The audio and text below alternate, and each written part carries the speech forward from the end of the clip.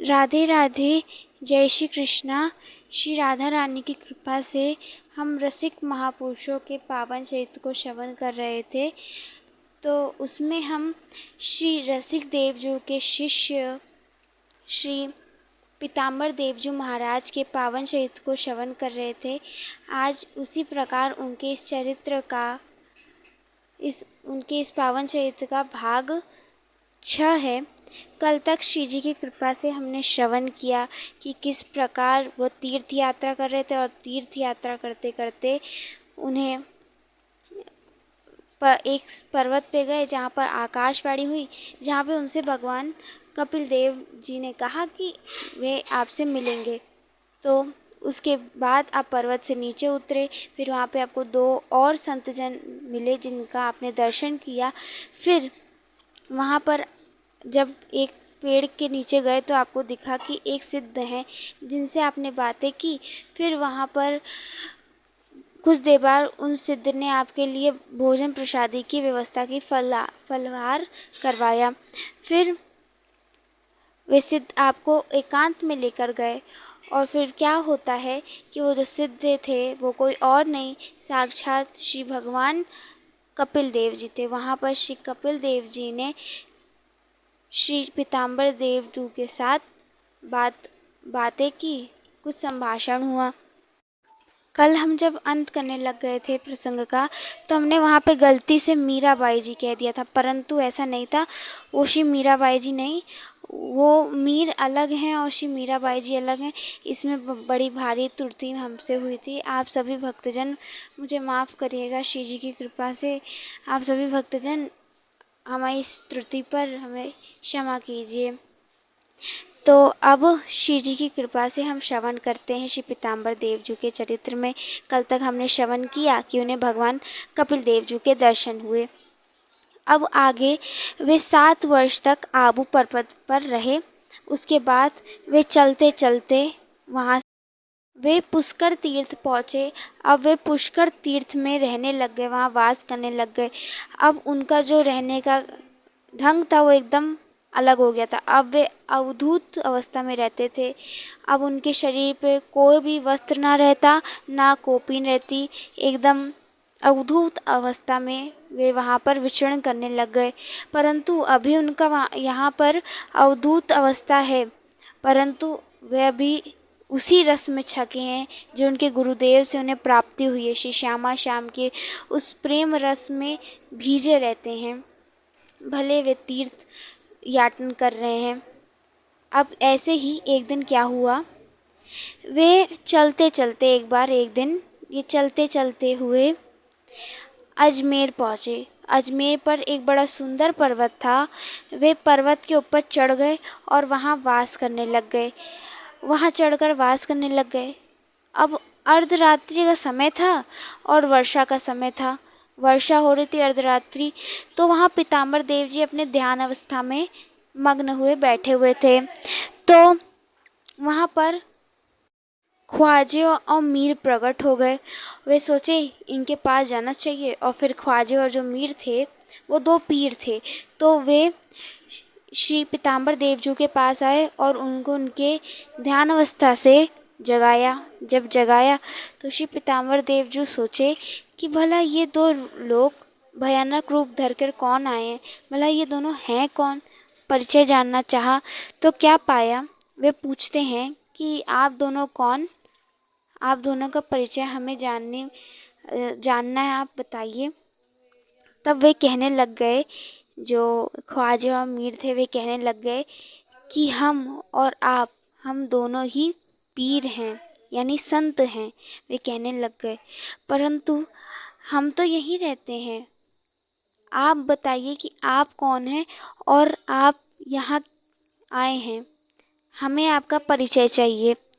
तब श्री पीताम्बर देवजू ने अपना परिचय दिया कि हाँ, मैं तो आपका जमाई हूँ। जो ही कहा श्री पीताम्बर देवजू ने कि हम आपके जमाई हैं, तब तो दोनों पीर ख्वाजे और मीर हंस पड़े, निकट आए और हंसने लग गए और कहने लग गए, आप सत्य कह रहे हैं, हम सत्य में ही आपको अपना जमाई मानते हैं। और बड़े श्री पीताम्बर देवजू की इस वाणी से बड़े प्रसन्न हुए। तब उन दोनों ने यह कहा कि हम आपको सच में अपना मानते हैं। फिर वे कहते हैं कि अब आप अजमेर में ही वास कीजिए और आपका यहीं पर यश विस्तार होगा। अब आप मेरे वंश के जो दास जन हैं वो आपके अब दास होंगे, यानी कि अब आपके वो भक्त होंगे, इसलिए आप उन्हें जाकर स्वीकार कर लीजिए। और आप तो मेरे जमाई हैं और मैं आपका ससुर हूँ, तो हम दोनों जैसे इस पुरी में है ही कौन, ऐसा उन लोगों ने कहा। जब यह बात श्री पीताम्बर देवजू ने सुनी तो वे यही अजमेर में वास करने लग गए।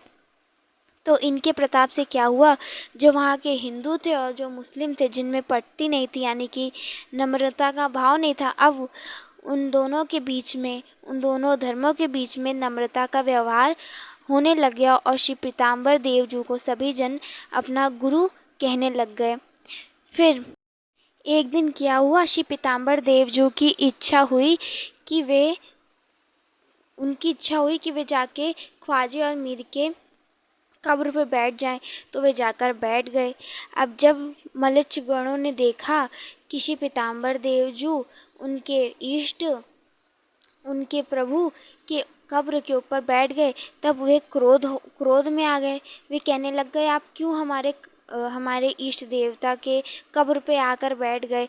तब वे कहे कि अरे तो मेरे घोड़े हैं, कोई कब्र वब्र नहीं है। तब वे कहे, अरे ये हमारे इष्ट देवता है। तब श्री पीताम्बर देव जी ने कहा कि रुको, मैं दिखाता हूँ। तब श्री पीताम्बर देव जी ने ऐसे किया और जो कब्र थी वो घोड़े के भांति दौड़ने लग गए। जब सब लोगों ने देखा तो वे आश्चर्यचकित हुए। फिर श्री पीताम्बर देवजू ने क्या किया, श्री पीताम्बर देवजू से उन्होंने कहा, हम नहीं मानते, आप कोई कुछ कर रहे होंगे। तब वे मारने को दौड़े श्री पीताम्बर देवजू को मल्लिच्छगण। तब वहीं पर उसी कब्र में से, घोड़ों में से ख्वाजे मीर उसमें से प्रकट हो गए। जैसे प्रकट हुए तो वे दोनों अपना भयानक रूप का दृश्य उन मल्लिच्छगणों को दिखाया। जब मल्लिच्छगणों ने उनकी मृत्यु के इस भयानक दृश्य को देखा तो वे श्री पीताम्बर देवजू के चरणों में जाकर प्रणाम करने लगे और क्षमा मांगने लग गए। इस प्रकार श्री पीताम्बर देवजू ने उन पर कृपा की और जो उनकी जो मृत्यु का दृश्य दिख रहा था वो चला गया। अब इस प्रकार श्री पीताम्बर देव जी वहीं पर रहने लग गए। वहाँ पर वे दधीची कुल के ब्राह्मण बालकों के संग खेला करते थे। श्री पीताम्बर देव जी बादशाह के समान बने थे और जो वहाँ की मिट्टी थी उस मिट्टी से हाथी थे, लकड़ी के बंदूक थे और तलवार भी बनाए गए थे। जो बालक थे वे पहरा दे रहे थे। उनमें से कोई बालक मंत्री बना था, कोई वजीर, कोई सिपाही तो कोई दास, और सब मिलकर बादशाह श्री पीताम्बर देव जी के संग खेल रहे थे। अनेक जन वहाँ आते और पकवान प्रसादी सब उन्हें चढ़ाते, तो श्री पीताम्बर देव जी उसे बड़े प्रेम के संग सभी बालकों में बांट दिया करते थे। ऐसा चल रहा था। जब श्री पीताम्बर देव जी के ख्वाजे मीर का ऐसा खेल वहाँ के सूबेदार ने सुना तो उसे लगा ये गलत कर रहे हैं, ये कुछ कर रहे हैं, तो वे क्रोधित हो गए। फिर उन्होंने वहाँ के अपने दीवान को भेजा और कहा, जाओ वो जो पीताम्बर देव बैठे हैं उन्हें वहाँ से हटा दो, वो जो वहाँ पे कर रहे हैं उनकी सारी क्रियाओं को बंद करवा दो। तो जो दीवान था वो अपनी सेना के साथ पीताम्बर देव जी के पास आ गया। जब पीताम्बर देव जी ने सब देखा तो पीताम्बर देव जी ने कुछ नहीं किया, बस क्या किया, जो मिट्टी के हाथी बने थे, घोड़े बने थे, सिपाही बने थे, उन सबको अपने हाथों से स्पर्श कर लिया। जो ही महाराज जी ने अपने हाथों से सब स्पर्श किया, वो हाथी, सिपाही, घोड़े सब जीवित हो गए और उनकी सेना से, दीवान की सेना से लड़ने लग गए। और जब उस दीवान ने यह चमत्कार देखा और उनकी ऐसी रीति देखी तो वो तो पीताम्बर देव जी के चरणों में श्रद्धा करने लगे और उनके चरणों में जाके प्रणाम कर लिया।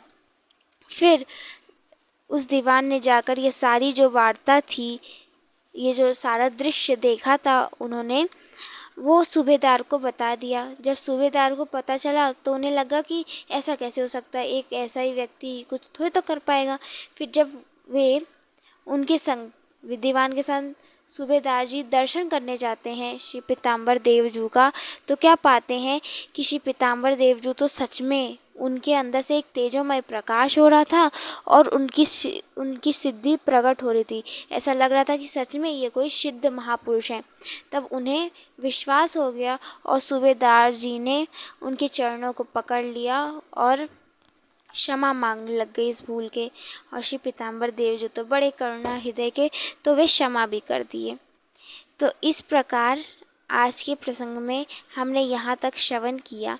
लाडली जी की अत्यंत कृपा से, शिवप्रिया जी की अत्यंत कृपा से हम सभी भक्तजन कल श्री पीताम्बर देव जी का वृंदावन धाम में फिर से आगमन और इसके आगे के प्रसंगों को श्रवण करेंगे।